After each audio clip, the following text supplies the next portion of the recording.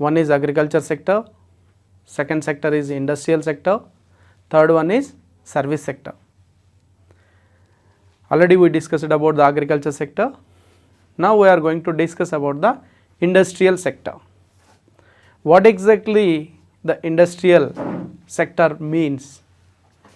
Industrial sector consisting of manufacturing units and production units. Industrial sector transforming the raw material into finished goods. All these units comes under the category of industrial sector. Industrial sector refers to the sectors of the economy which is related to the manufacturing and production of different products. Industrial sector is a great importance of economic development in our country. Industrial sector plays very good important role in economic development of one country. That is what we are going to discuss now. First we will discuss about the structure of Indian industries. Indian industries are classified into different types based on the usage, based on the ownership, based on the capital, based on the organization, like that. One by one we will discuss it. Structure in terms of usage, industrial classification, structure in terms of usage. First one is basic industries. Basic industries means which industries are produce the capital goods, machines, machinery units, all comes under the basic industries category. Second category, industries producing consumer goods. The industries which are producing consumer goods, textiles, clothes and some food like that, all this comes under the consumer goods, industries producing consumer goods, that is second category. And third category, industries producing intermediate goods.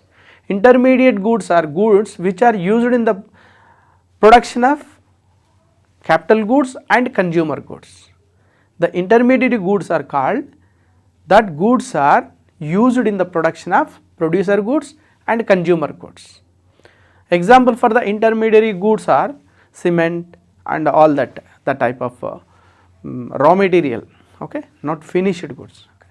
Next classification, that is structure by type of ownership. First one is structure by the usage. Now structure by the type of ownership. Public sector undertakings. Second one is private sector undertaking. Next one is joint sector undertakings. Public sector undertakings is the units which are managed by government, operated and established and managed all this by government. That type of category of industries comes under the public sector undertakings. Private sector undertakings managed by private people, established and managed and controlled by private people, that particular industries comes under the category of private sector undertakings. Joint sector undertaking, some units are managed by both government and private, they comes under the category of joint sector. Okay.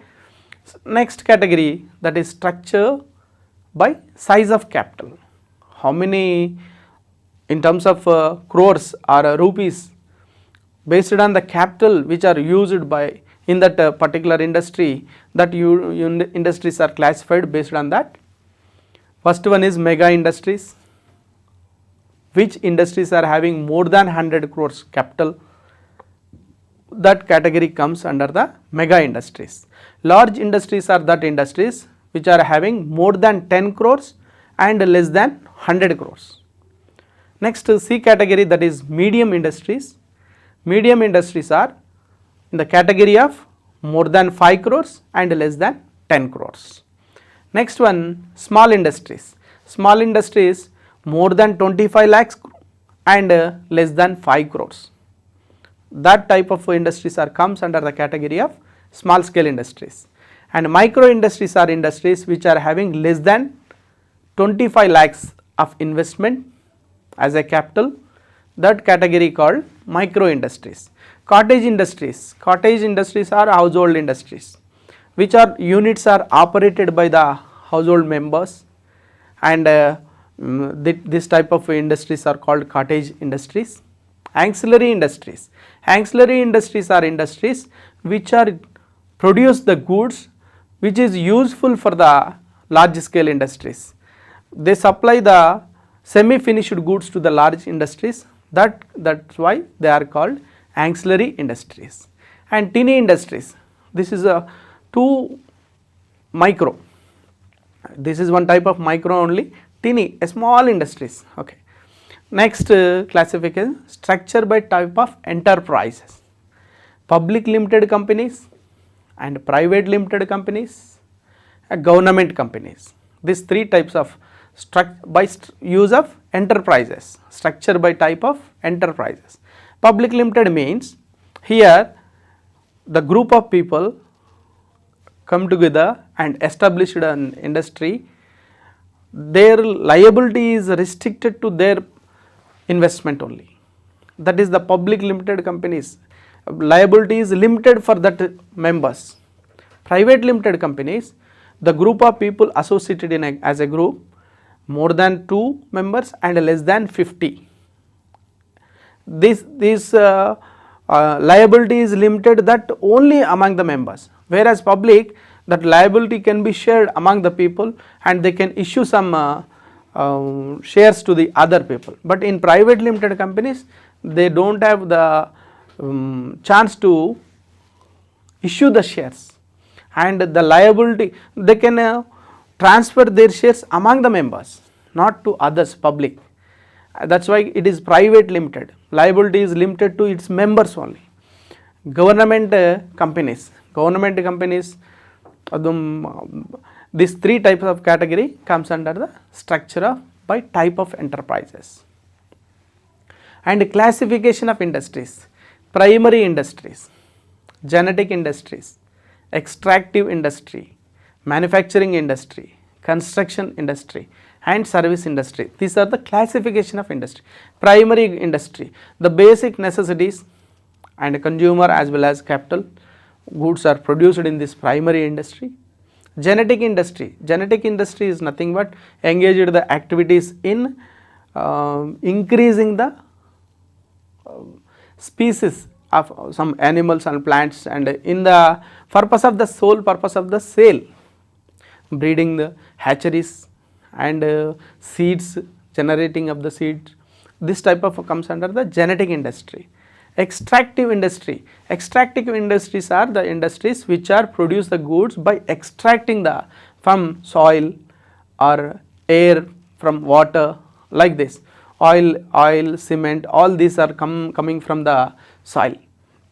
Manufacturing industries, turning the raw materials into the finished goods, that is manufacturing industry. Construction industry is a for example, constructing the buildings, roads and infrastructure facilities. All this comes under this road transport systems and railway lines. All this comes under the construction industry.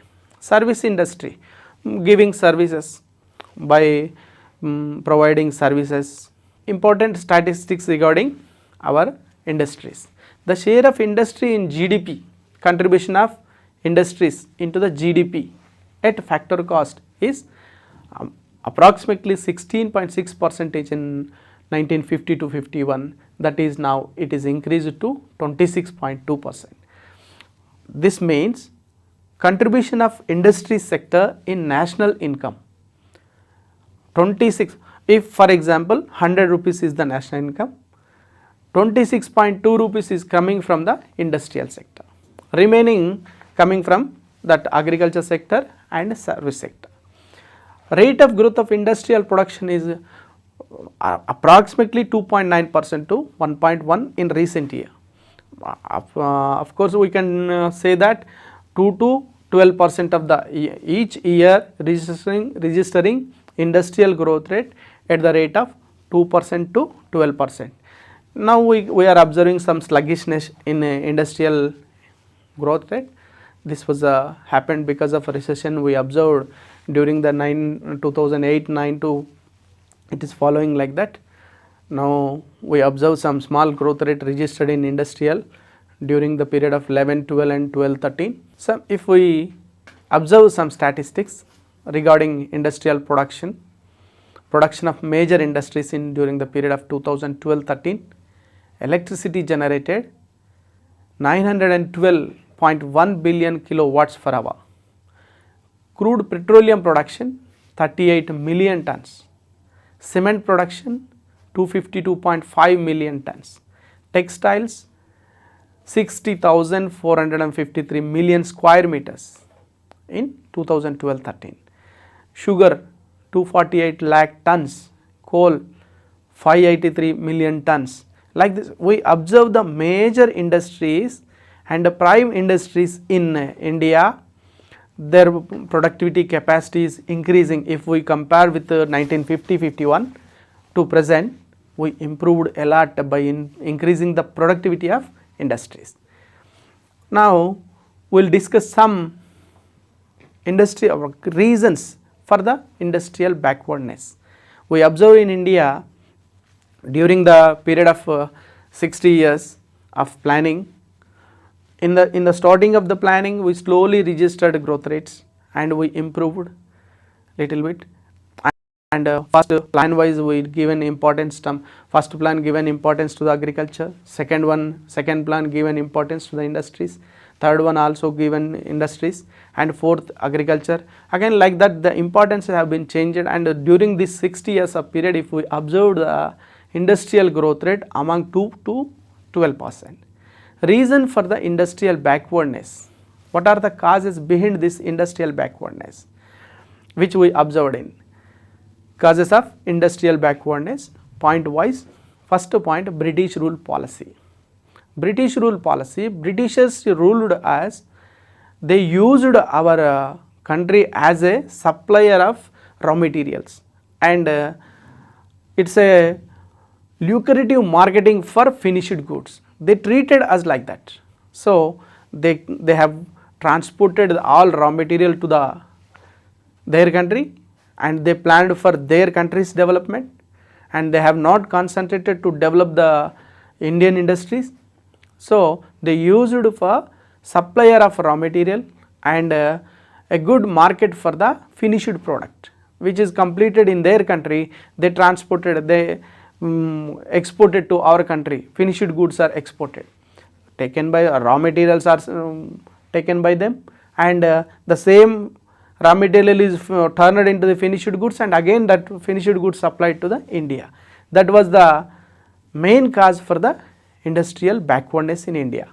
Lack of mineral resources. Some resources are not available at the time, and oil products, if we observe the petroleum products and coal, these mineral resources are lack of these mineral resources, we cannot registering high growth rates in industrial. One of the reason for this, due to this reason, industrial backwardness we are observing. Lack of capital. Capital means capital is accumulated with the help of savings. If the people earn more incomes, they do more savings. With the help of that savings, that savings may be transformed into the capital. Because of the low income levels we are observing in India, our saving limits also very low, savings also very low. Because of that, we are observing a lack of capital. Due to this fact, we are observing industrial backwardness. Lack of credit facilities. Lack of credit, there is no such institutions or institutionalized credit facilities for the industries. Due to this reason also, we observe that industrial backwardness. Lack of credit facilities. Lack of foreign trade. Foreign trade also, we are not technically developed, our finished goods are not competitive with the other countries in quality and quantity wise.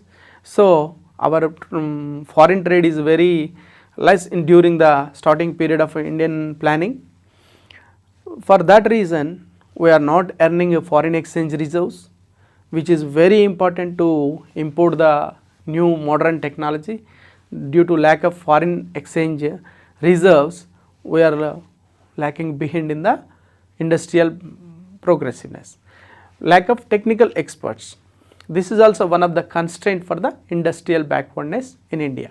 If we observe that we are not having technical experts and we are spending lot of amount to import the technical experts from the other countries, we are spending more amount on that. This is also one of the reason for industrial backwardness. Next, lack of transport facilities. In India, there is no infrastructure facilities, such infrastructure facilities are not developed. Whatever the infrastructure facilities we are having, it is not that much quality, and due to that factor we are observing some backwardness in industry. If we observe that road facilities and the communication facilities, lack of these facilities also we observe the industrial backwardness. Next, lack of industrial research. Our industries are not concentrating on research and development wing. They are not and the industries are not spending their amounts on research and development and innovative things. Every industry to develop themselves, they have to concentrate on research and development. Every time to improve the quality and quantity and productivity and production, they have to concentrate on research and development wing. But lack of industrial research, no innovative things are coming out, so we are observing underdevelopedness in industrial backward. Energy crisis. We are facing some energy problems. Sufficient electricity production is not there, and sufficient petroleum production not available in our India. This type of leads to underdevelopedness. Increase in taxes. Government is also to collect the revenue for the administration purpose, they are increasing taxes. Because of these taxes also, it is not encouraging the people, those who are coming forward to start industries, and that is also one of the point. Okay. Limited market. In India, our production, our industrial products, they are having limited market area. We are not able to compete with the foreign markets, and we are not able to compete with the other countries' goods in quality, and for that purpose our industrial products restricted to limited market. Attitude of the labor is also different, and if they are getting much salaries, they won't work for hard, and if they are not getting sufficient salary, they go for strikes. This type of attitude of labor is also obstacle for the industrial development. Defective planning. They are not making proper planning, utilizing the resources and utilizing the investments, and making innovative things and making changes in the product. Even though they are planning, that planning is not according to they are not moving. So defective planning also one of the major in industrial backwardness. For this purpose, to solve the industrial problems and to overcome the industrial backwardness and registering high growth in industries, industrial development, our government, after getting independence, they started industrial policy resolutions. Under the name of industrial policy resolutions. Government issued so many industrial IPRs. IPRs means industrial policy resolutions. Main objectives of this industrial policy resolutions are rapid industrial development. We have to register high fast growth rate in industrial development. When we registered high growth rate in industrial development, then only the industry will create employment. The industry can increase the products, goods and services which are useful for the people, and all this necessary. With the help of industrial development only, the country will be registered high growth rates. Okay, that's why the first objective is rapid industrial development. Second one, balanced industrial structure. The balance should be maintained in industrial structure.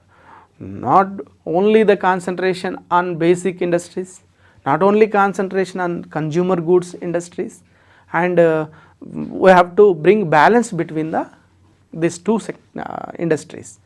And prevention of concentration of economic power. Economic power should not be concentrated in few hands. If some people only coming forward to establish the industries and they are increasing industries and they are making huge amounts of the income, that income is concentrated in few hands. But whereas industrial policy resolution, one of the objective is prevention of concentration of economic power. They are encouraging through the industrial policy resolution, everybody should come forward and establish the industries, that income should be earned by all the people and income should be shared by among all people. That is one of the objectives of industrial policy resolution. And balanced regional growth also. Some places they are attracting the huge investments and they are establishing the industries, and that is industrially developing regions. If we observe some presidential areas of British rule, Bengal, Calcutta and Bombay, Maharashtra and Tamil Nadu, Madras, these presidential towns, if we observe, industrially they developed. Because of this, imbalance will be appeared in regional imbalances. One of the objectives, industrial objectives is balanced regional growth. By adopting this method, every area should be given priority, and if the backward areas are there, the government should encourage the industrialists to establish the industries in backward region, so that balanced regional growth can be achieved. These are the main objectives of industrial policy resolutions. The first policy, Industrial Policy Resolution 1948, this was issued in April 6th, 1948.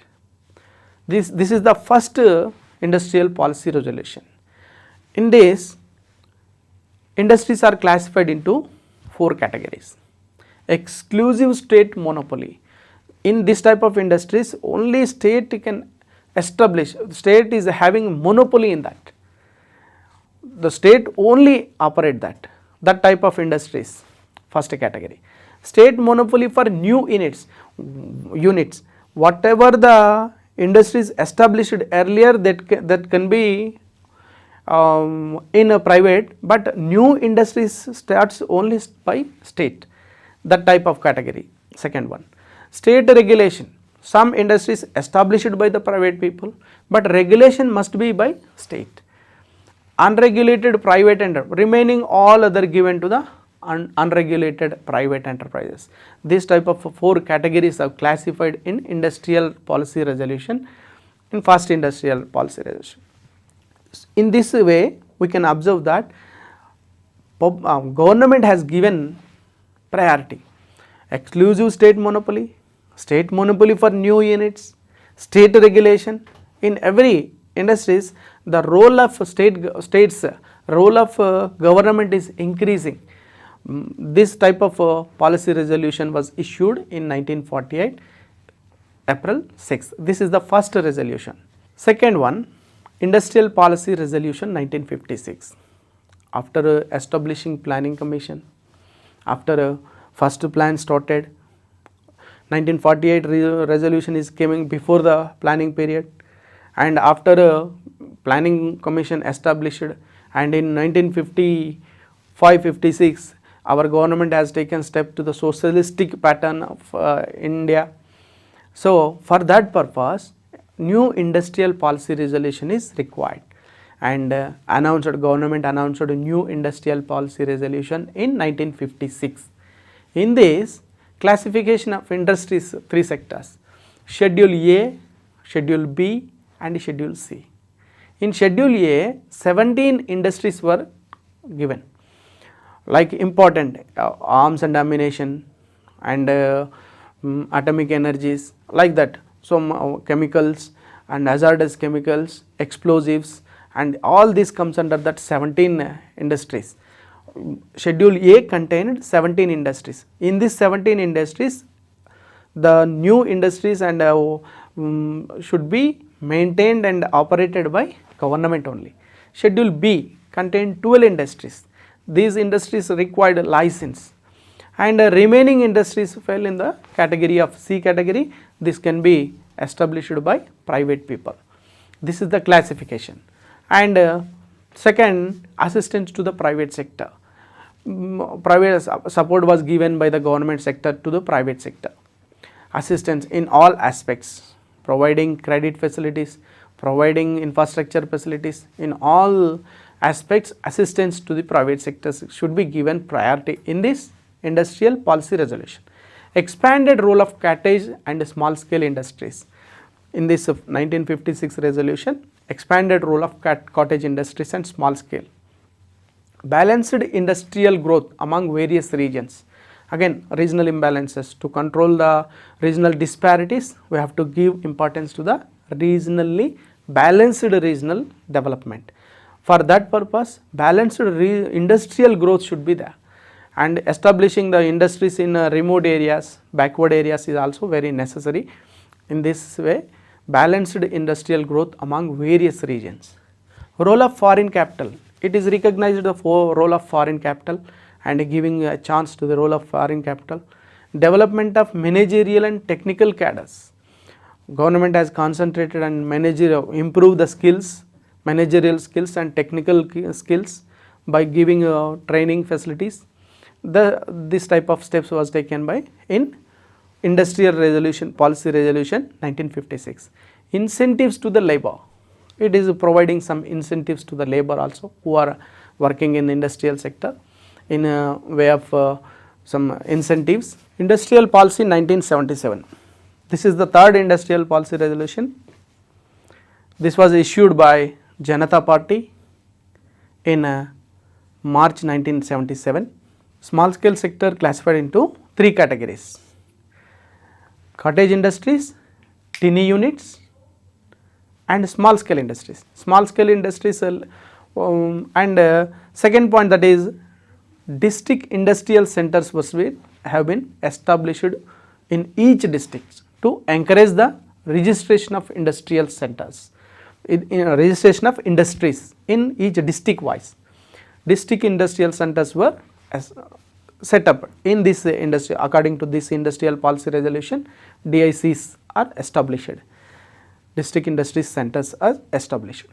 Third point, that is handloom sector was given preference, and this entire this 1977 industrial policy resolution, they are concentrated on small scale industries, district wise development of industries and handloom sectors.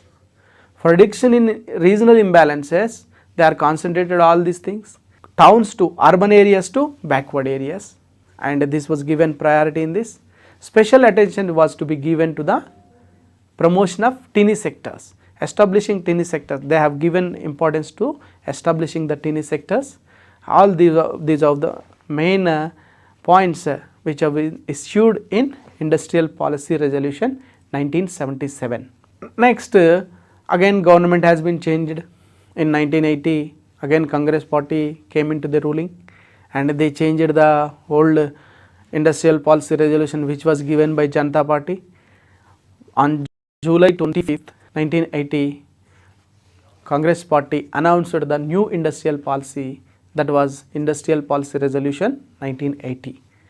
Again their concentration is also almost all the same, little bit change. Revitalization of the public sector, strengthening the public sector, economic federalism, they concentrated on the economic federalism, redefining the small units.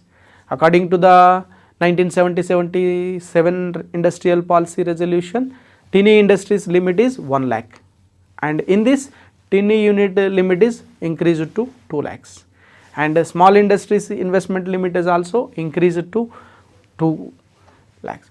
That is small industries and ancillary industries. Ancillary industries are industries which are useful for the large scale industries. Promotion of rural industries, removal of regional imbalances, industrial sickness, regulation of unauthorized excess capacity. These are all the points which are given in Industrial Policy 1980. This was issued by Congress party in 1980. Then Industrial Policy Resolution 1991. Examination point of view, this is the very important industrial policy resolution. This was the issued by P.V. Narasimha Rao and Manmohan Singh. P.V. Narasimha Rao is the Prime Minister at the time, and Manmohan Singh is the Finance Minister. We are facing some economic crisis in India. So at that moment, LPG policy was undertaken with the help of this industrial policy resolution. The government announced a new industrial policy on July 24, 1991. The major objectives of this new policy is to build on the gains already made, to correct the distortions and weakness that might have crept in Indian economy, to maintain the sustained growth in productivity and employment, to create employment, to improve the productivity of industries, to attain the international competitiveness. We have to attain the international competitiveness by improving the quality of production, quality of products. This is the main objectives of Industrial Resolution Policy 1991. To achieve that objectives, some initiatives which have taken in this policy are: first, abolition of industrial licensing. Total industrial industries not required to industrial licensing. For only some 6 industries are required for licensing. According to the 1991 industrial policy, it was restricted to only 6. Earlier it was the number is 17. Now it is not required. All that industries are not required for the licensing. So they abolished the licensing system.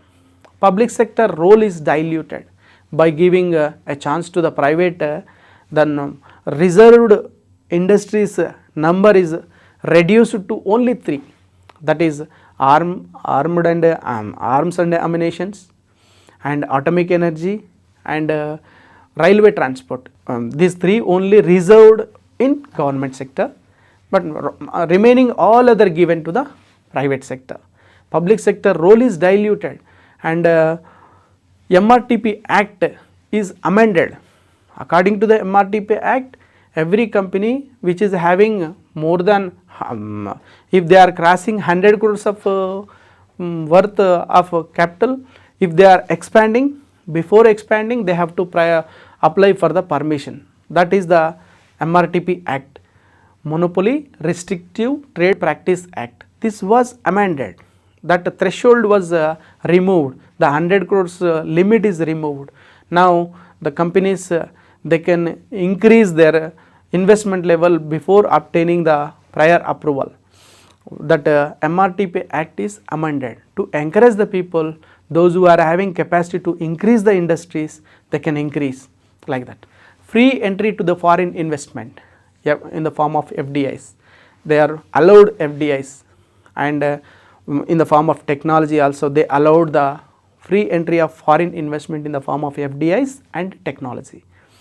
They invited the foreign direct investments, and they imported the technology. Some liberalization has been taken in this. Liberalized industrial location policy. This is a industrial location policy also liberalized. Earlier need to apply for the permission when they are going to establish one industry in one location. If now according to the 1991 industrial policy resolution, not if the population is not more than 10 lakhs, in that place anybody can establish the industries before obtaining the approval. If the population is more than 10 lakhs, then only they have to apply for the approval. That is the liberalized industrial location policy. Removal of mandatory convertibility clause. What it means?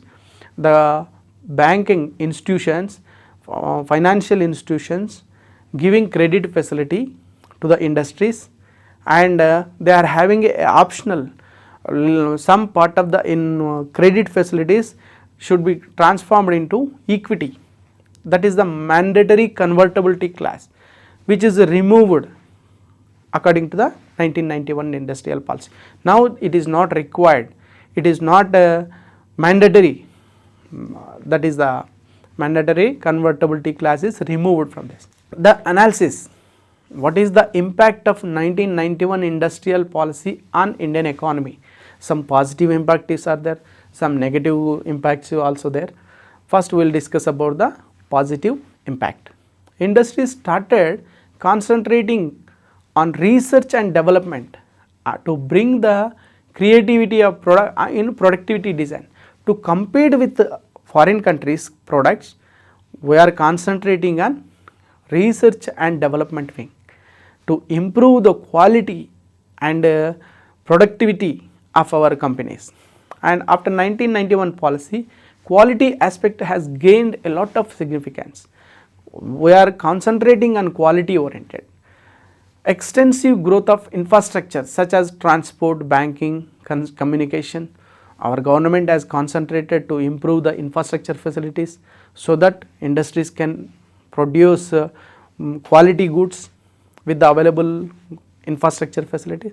So the government has concentrated on extensive growth of infrastructure such as transport, banking and communication. Free flow of foreign capital on account of FDI. The government has given a chance to free flow of foreign capital in the form of FDI, foreign direct investment. And with the help of this 1991 industrial policy, our government has expected employment opportunities will increase with the help of establishing units by multinational companies. Increase in the standard of living, automatically the production will increase, productivity will be increased, goods and services will be increased, income of the people will be increased, and so that it brings the increase in standard of living. Implementation of better technology with the help of foreign direct investment and with the help of foreign technology, improvement will be there. Okay. Negative impact, if we discussed earlier is positive impacts, and some negative impacts also we observe in this. Tough competition for domestic industries. Now domestic industries should be compete with the foreign industries. So this is the very tough competition for domestic industries. And opposition from trade unions.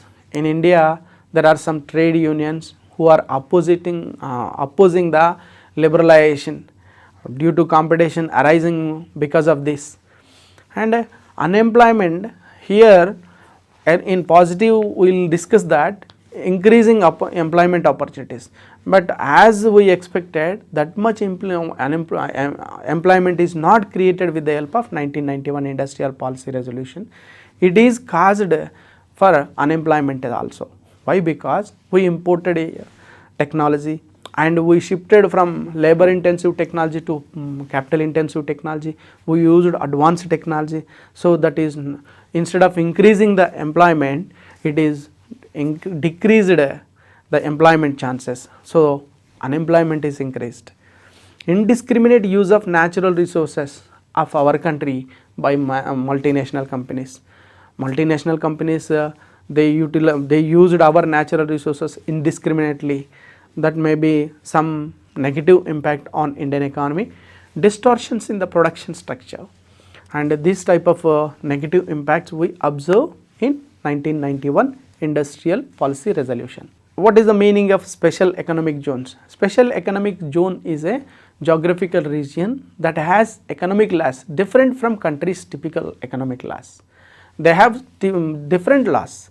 They are established for increasing the foreign investments. They should attract the foreign investment. Our productivity should be increased, production should be increased, so that we can our exports will be increased with the help of SEZs. The special economic zone policy in India first came into the inception of on April 1st, 2000. The prime objective was to enhance the foreign trade and provide the international competitiveness for exports. We should increase our exports with the help of some incentives given to the industries in which is established in the special economic zones by giving credit facilities at a lower interest rate and some incentives in the form of tax reductions. this type of facilities.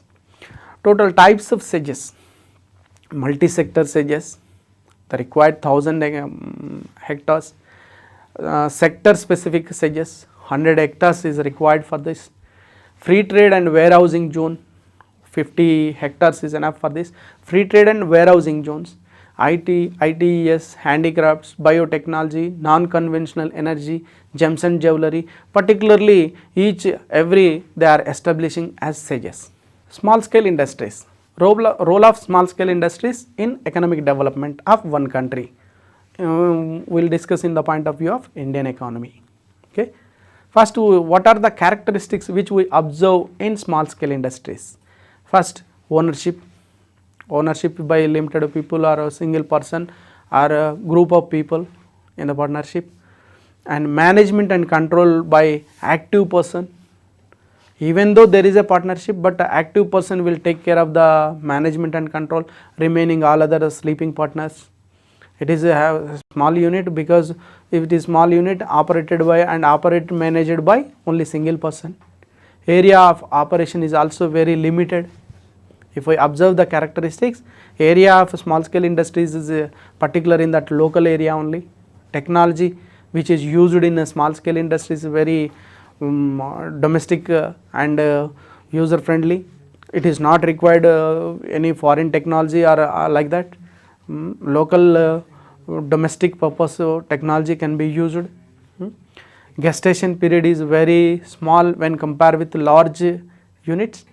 In small scale unit, we observe that gestation period is very less when compared with large scale industries. And flexibility, we can adapt the immediate changes in the productivity and production. Resources can be whatever the resources available in a local area, that resources can be used. Dispersal of units, number of dispersal of units is very easy in small scale industries. These are the characteristics which we observe in small scale industries. Role of small scale industries in India. Small scale industries generate employment opportunities, enhance the mobilization of resources and entrepreneurial skills, and facilitate equitable distribution of income. Regional dispersal of industries. In this first point we will discuss small scale industries generate employment opportunities. Small scale industries are giving opportunities to the people who are not technically good enough, and only educated people cannot, not only educated people can only in a local area available non-skilled labor also engaged in small scale industries, so that small scale industries generate huge opportunities in employment point of view. Anybody can engage by in small scale industries. Enhance of mobilization of resources in entrepreneurial skills. Resources can be mobilized easily by small scale industries, and entrepreneurial skills can be improved with the giving opportunity to the people, those who are in rural areas. First, they have given a chance to improve their skills. It is providing a chance to improve the skills. Third one, facilitate the equitable distribution of income. If the large industry is established by one single person, the huge amount concentrated in one single person. Whereas, if the small scale industries are established by so many people, in number of units are established, and all units are increased their income levels, so equitable distribution can be, we can observe in income distribution. Regional dispersal of industries, here and there we can establish small industries here and there in backward areas, so that we can bring regional development also. Provide opportunities for development of technology. Small scale industries giving an opportunity to develop the technology, they can apply the new techniques. If it is success, we can improve the technology. Like that, they are providing a chance to improve the technology. Utilize the indigenous organizational and management capabilities which are available indigenous and which are available in local areas. The organizational skills and management capabilities can be utilized, which are left by the large scale industries in rural areas that can be utilized by small scale industries. Small scale industries promote exports, they are contributing 40% of total exports in India.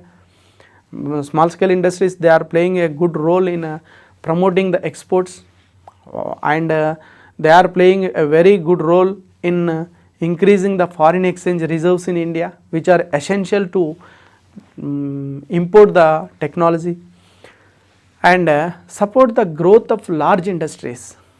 Small scale industries, they are giving their support to the large industries by providing semi finished goods and by establishing ancillary units which are helpful to the production, increasing the production of large scale industries.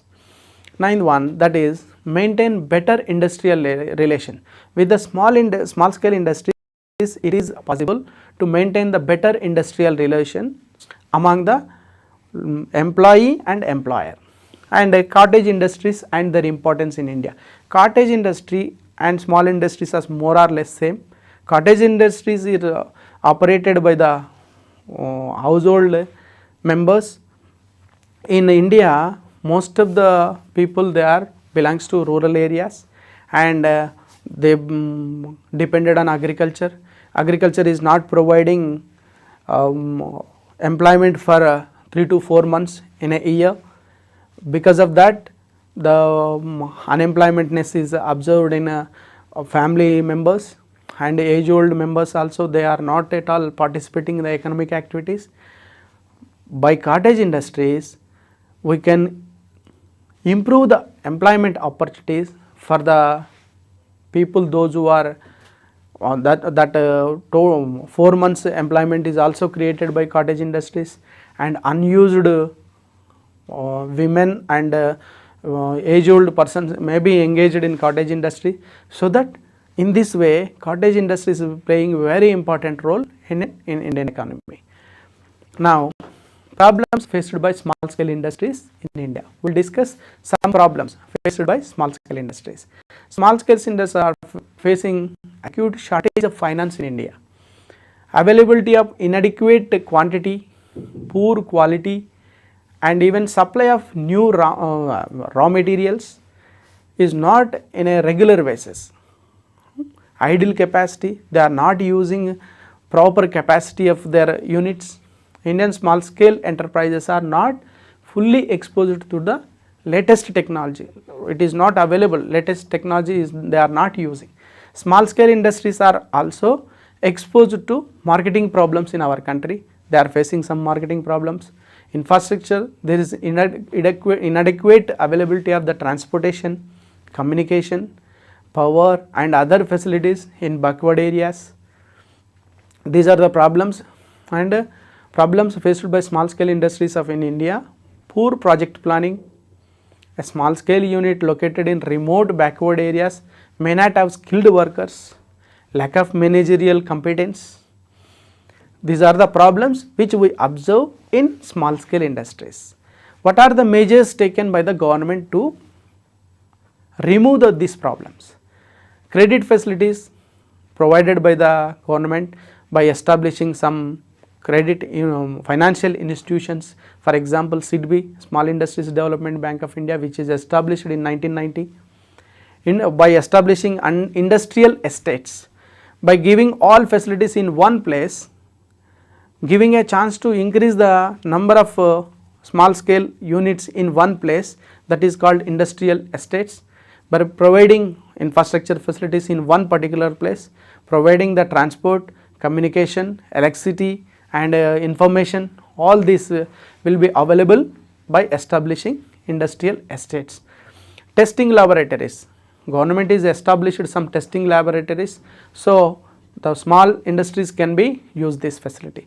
Supply of designs, government by employing technical specialists and supplying designs to them.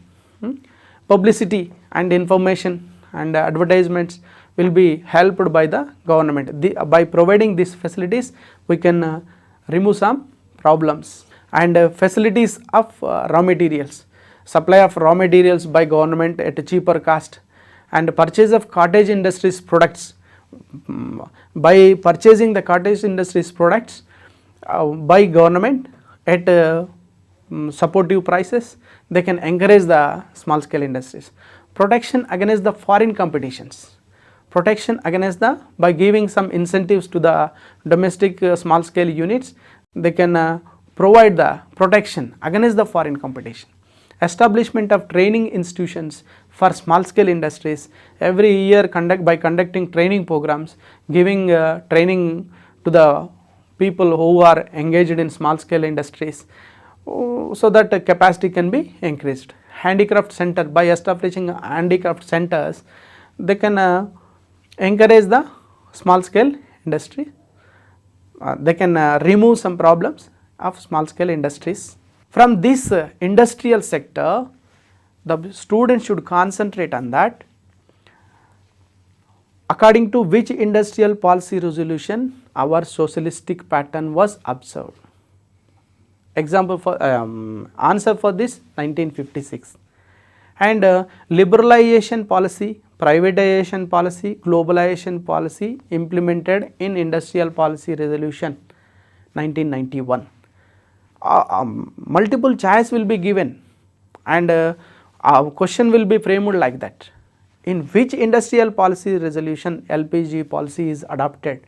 Not direct objective questions, multiple questions will be, multiple answers will be given, and you have to choose among the right. And total, what are the main credit facilities, how they collect the financial, so, and question may be asked on industrial financial institutions, and problems, main, what is the main problem of industrial backwardness? Capital deficiency is the main problem which is faced by the Indian industries. What are the main problems? We have to concentrate on this concept. With the help of this concept, we have to draw the answers. Multiple questions will be asked to you, options will be given to you, and you have to choose the right answer by studying this concept.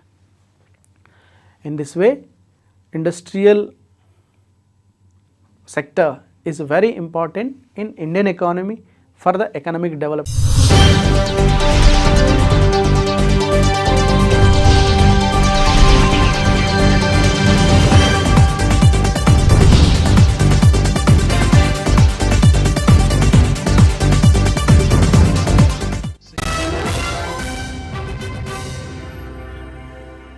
Current affairs 2020 December అంతర్జాతీయం.